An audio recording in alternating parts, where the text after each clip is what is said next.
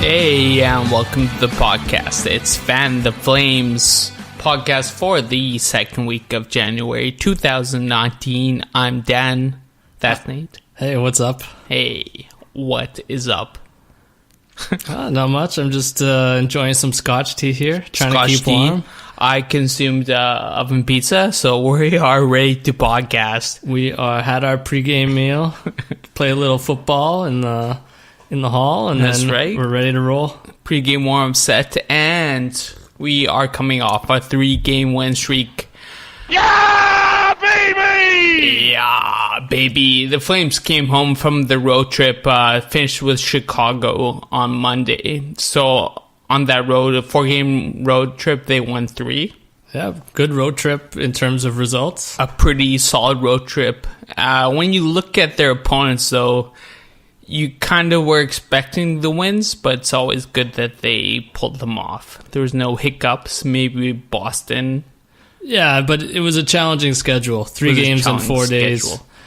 Come home, Saladome against the Avs. Everyone coming in. Oh, it's going to be a track meet out there. High scoring affair. Yeah, the two best lines in the league going against each other. Yeah, pretty hyped up. Pretty interesting. And the result? Yeah, it was a good win by the Flames. It was a good one.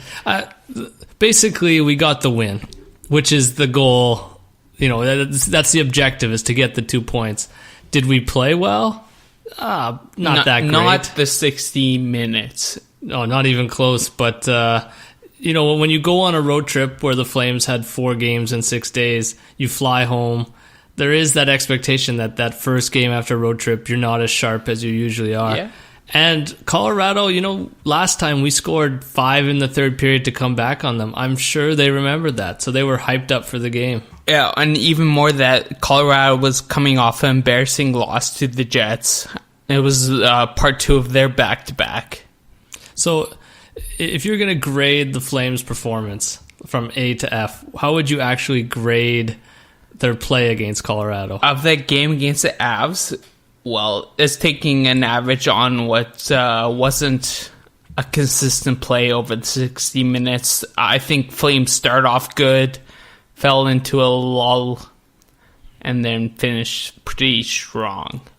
There's sloppy plays in every period by the Flames, but they managed to win. So what's your letter grade? My letter grade would be A, C+. Oh, A, C+. Not okay, C+. That'd be about mine too. The grade is C+. Yeah, that would be mine too. Like, Riddick gets the A. I thought he was unbelievable. He got first star. And really, and this is something they talked about on the broadcast, the goaltending for the Avs has been quite poor the last month. And again, I think the Flames only had about 20 shots. We scored 4 goals. So the difference in that game was goaltending. Yeah, by far. There was also fancy footwork by Gaudreau, as per usual. Yeah. Leading to, they had a 2-point game, I think. He assisted on backlands, and I believe he shot in a nice one in the third. Yeah, that's right. So another good game by Gaudreau. Great game by Riddick. The rest of the team. Backlund got on the board. Neil was playing good. He got an assist. He got an assist. And we've been talking about, will Bennett get to 30? And I've noticed he's at 15 points halfway I love through. this race. It keeps it competitive. But actually, I'm thinking now it's a 2-horse race. Because now we have, will Bennett get to 30? And will Neil get to Bennett? Or 30. Well, either one. But you think Neil should pass Bennett. You think at the start of the season it would be you'd almost guarantee it that Neil will get more points than Bennett, but now it's going to be a close one, I think. I like it. I'll take odds with that. What else from the game? Lindholm, I think he wired in a nice power play goal and another shorty. Yeah. Was this an empty net? Empty net shorty, an empty net but shorty. A shorty nonetheless. Brought to us by Garnet Hathaway. Yeah, he's having a good season. And they use him on the PK. They use him on the 4th line. He's getting his fair share of ice time. He's working hard for it. I like it. And one guy we don't talk a lot about is Derek Ryan, who's sort of made his way down to the fourth line. But you have to give him credit when there's a need for defensive players out there. For example, the empty net.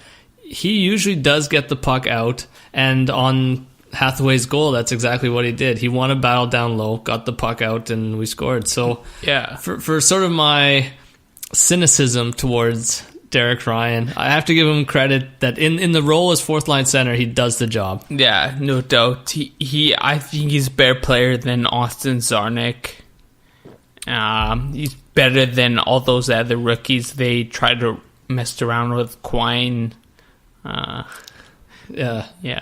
My But what's your take Dubé. on Czarnik? Because he's been getting some playing time recently. Yeah, last few we've been games. seeing his face. It's not bad, but like maybe he needs to be out there for a while to get warmed up and get to wherever his potential is. But we haven't seen enough of him to actually know that, I don't think. Yeah, and my question is, what is Czarnik?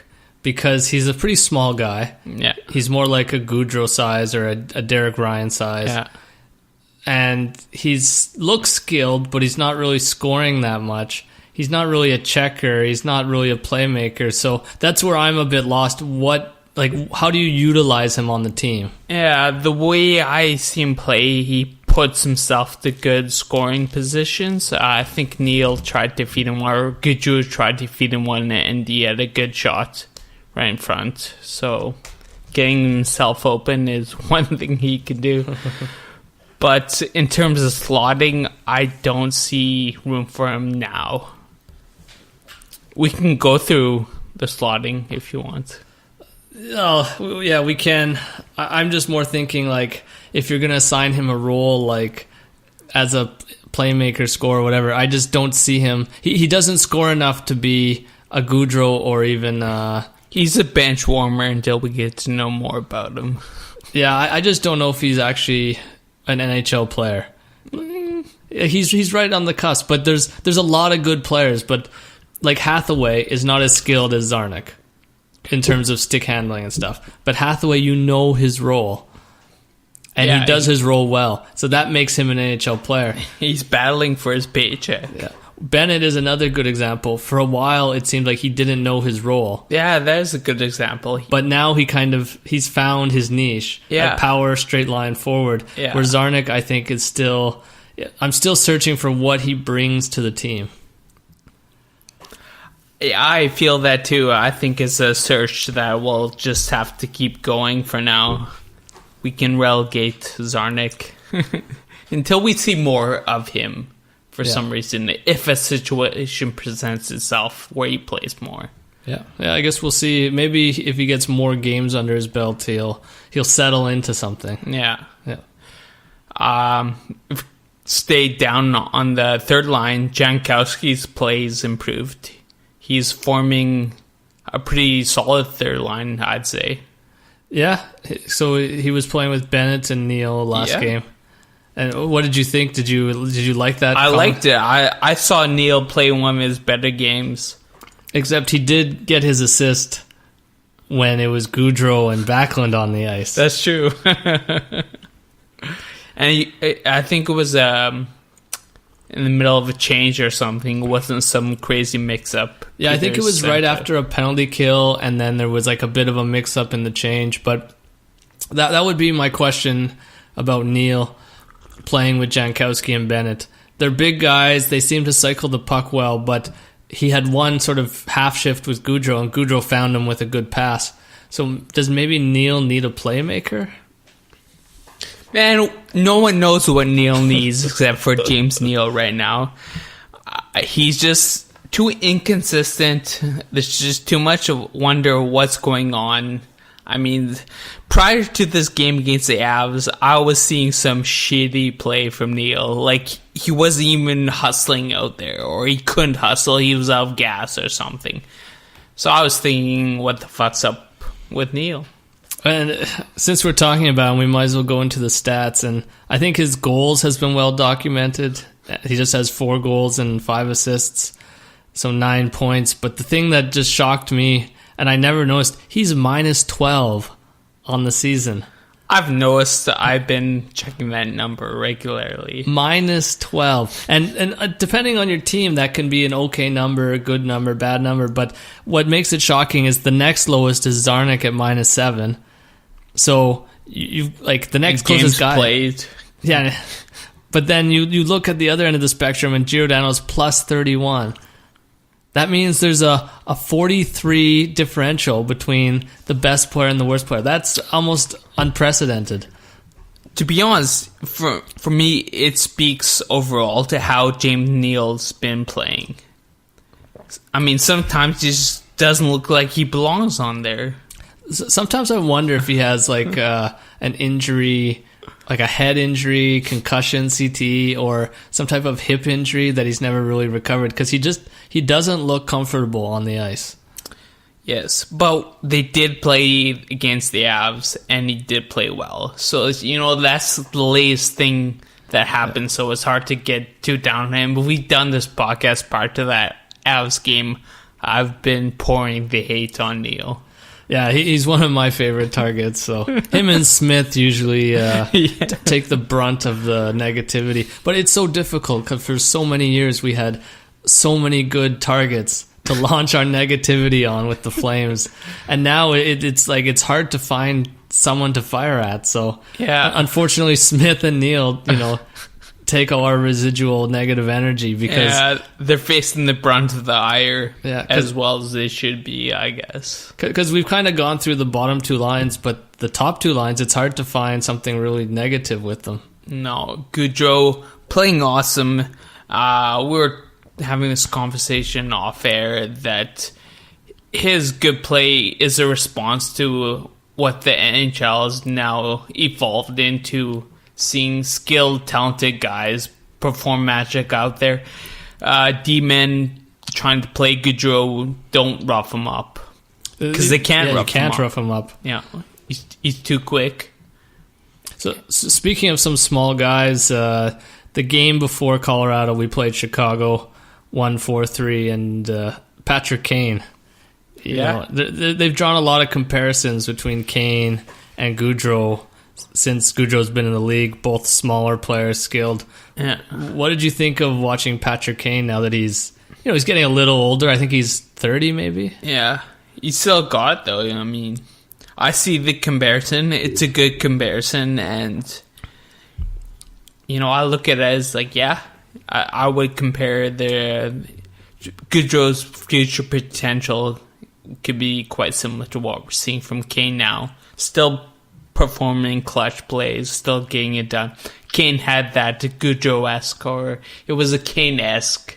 Yeah, back in the top. Yeah, over Riddick's shoulder from the sharp angle.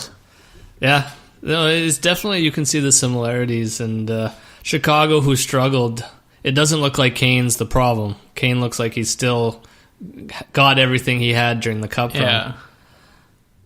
Chicago's problems go pretty deep. Having a bad year. Last year they had a bad year. All coming off of some great years. So... yeah, if you win the Cup 3 times, you maybe have to mortgage some of your future to do it. And also, not just giving away draft picks, but also signing guys to contracts that maybe you don't want to sign them to, because you want them in the short term, and you have to pay the price in the long term. And Chicago's hit that point now. They don't have a lot of great prospects coming up. They might have some in the minors, but the team is not filled with like first round picks or anything. And some of the older players like Seabrook, Taves, they're not the same players they once were. Yeah, I heard Seabrook getting some heat for. I think he was even benched a couple times this year. Yeah, he's had some. And they're paying him some extravagant money. Yeah, they are. But in some ways, okay, it's a bad contract. But if you're going to pay someone a bad contract, you pay someone who won you 3 cups. It makes more sense than like Lucic's bad contract, or even James Neal's potential bad contract. Yeah. Guys who have not done anything for you. So yeah. Well, we'll see when we get to the playoffs. How did you think the Flames played against Chicago?